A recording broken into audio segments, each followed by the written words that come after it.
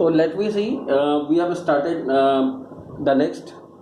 On 14 August 1980, the workers of Lenin shipyard in the city of Gdansk, went on a strike.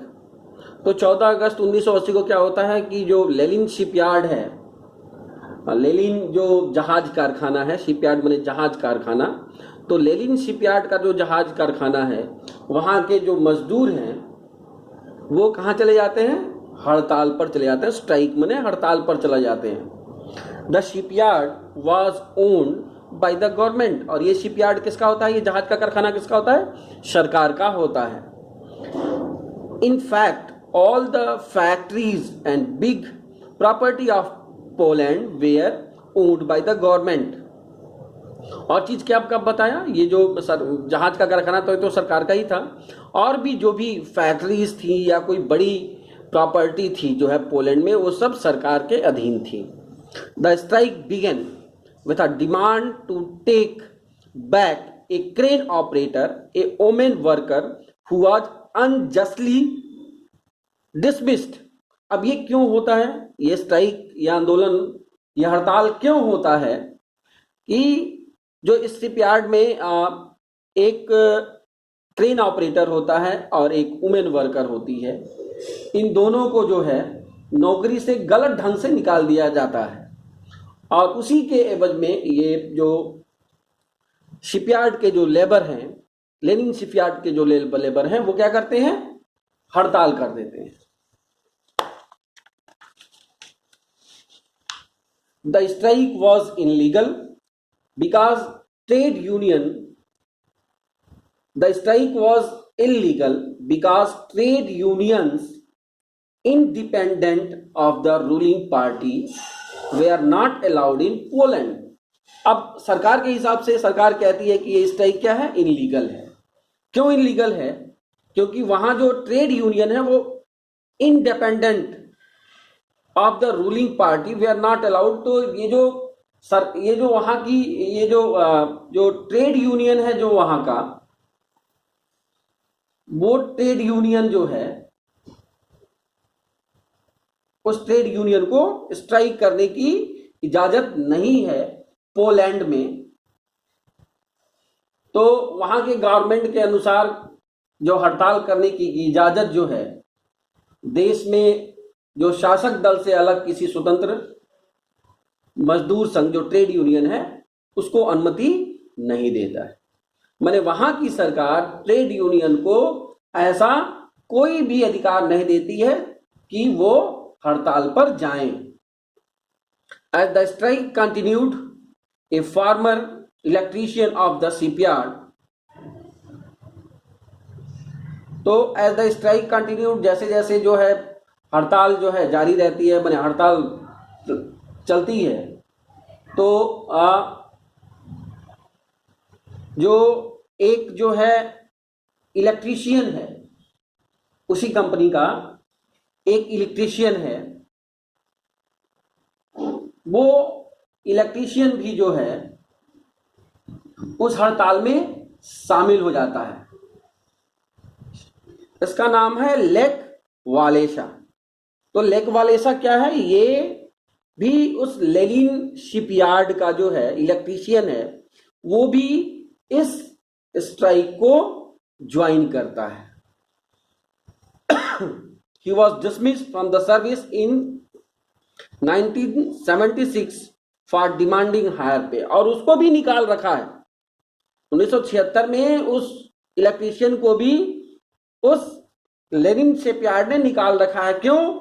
क्योंकि वो अब ज्यादा जो है पे, डिमांडिंग हाई पे, वो ज्यादा जो है अपनी तनख्वाह की मांग करता है, इसलिए उसको ये कंपनी निकाल देती है. उसका नाम क्या है? Lech Walesa. Walesa soon emerged as the leader of the striking worker. और जब वो स्ट्राइक में शामिल होता है तो जल्दी ही वो उस स्ट्राइक का, उस हड़ताल का क्या बन जाता है? लीडर बन जाता है, नेता बन जाता है। बहुत सारे लोग उसका समर्थन करने लगते हैं और वो उसका नेता बन जाता है उस स्ट्राइक का। The strike began to spread across the whole city, और इस तरह से ये स्ट्राइक उस शिपयार्ड से होते हुए पूरे शहर में फैल जाती है। Now the worker started raising larger demand, और इसका नतीजा क्या होता है, जो वर्कर्स होते हैं उनकी मांग क्या होती है, बढ़ती जाती है। बहुत सारी चीजों की वो मांग करने लगते हैं। They wanted to right to form independent trade union, और उनकी मांग क्या है, वो ये चाहते हैं कि जो है हमारा जो यूनियन हो वो क्या हो, इंडिपेंडेंट, वो किसी के अधीन नहीं रहे, सरकार के अधीन नहीं रहे। वो चाहते हैं कि उनका जो है यूनियन जो है इंडिपेंडेंट हो जाए, इस तरह का वो अधिकार चाहते हैं। They also demand the release of political prisoners and an end of censorship on press, और केवल यही नहीं है, उनकी ये भी मांग है कि इस स्ट्राइक में जितने भी पॉलिटिकल लीडर्स को जो है जेलों में डाला गया है उनको जल्दी से जल्दी छोड़ा जाए, और जो प्रेस सेंसरशिप, जो प्रेस के ऊपर पाबंदी लगाई गई है, जो मीडिया के ऊपर पाबंदी लगाई गई है, उसको भी हटाया जाए। प्रेस के ऊपर से पाबंदी हटाई जाए, जो लीडर जो है जिनको जेल में डाला गया है उनको जेल से निकाला। तो ये सारी मांगे जो है ये लोग करते हैं, किससे, गवर्नमेंट से, ठीक है। Now the movement become so popular that the government had to give in. अब इतना ये जो आंदोलन है इतना जो है लोकप्रिय हो जाता है कि अंत में सरकार को झुकना पड़ता है। Government had to give in माने सरकार को झुकना पड़ता है, सरकार को हार मानना पड़ता है। The worker led by Walesa signed 21 point agreement with the government that ended with strike, और जब सरकार झुकती है तो जो लीडर है उनका, लेक वालेशा जो मजदूरों का लीडर है, वो सरकार के सामने 21 सूत्रीय मांग रखता है और सरकार उसको मान लेती है और स्ट्राइक खत्म हो जाता है। The government agreed to recognise the workers right to form independent trade union and their right to strike, और इस तरह से वो 21 जो सूत्री मांग होती है वो सारी सरकार मान लेती है, और ये भी मान लेती है कि जो लीडर्स हैं उनको छोड़ दिया जाएगा और आप इंडिपेंडेंट जो है अपना यूनियन बना सकते हैं। ये सारी मांगे मान ली जाती हैं। After the Gdansk agreement was signed, a new trade union called Solidarity were formed. तो इस तरह से तो गडास्क संधि के बाद एक नया संगठन मजदूरों का खड़ा होता है जिसको solidarity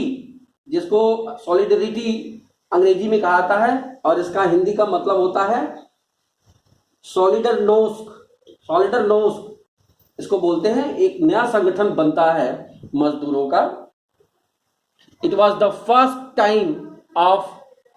first time an independent trade union was form in any of the communist party, और ये बहुत बड़ी सफलता है कि पहली बार ऐसा होता है कि किसी कम्युनिस्ट सरकार में जो है एक इंडिपेंडेंट जो है ट्रेड यूनियन बनाया जाता है। तो इस तरह से किसी भी साम्यवादी देश में पहली बार एक स्वतंत्र मजदूर संघ का गठन होता है। Within year solidarity swept across Poland and had about 1 crore members. एक वर्ष के ही अंदर सॉलिडेरिटी का विस्तार पूरे देश में जाता है और इसके अंदर 1 करोड़ लोग जुड़ जाते हैं।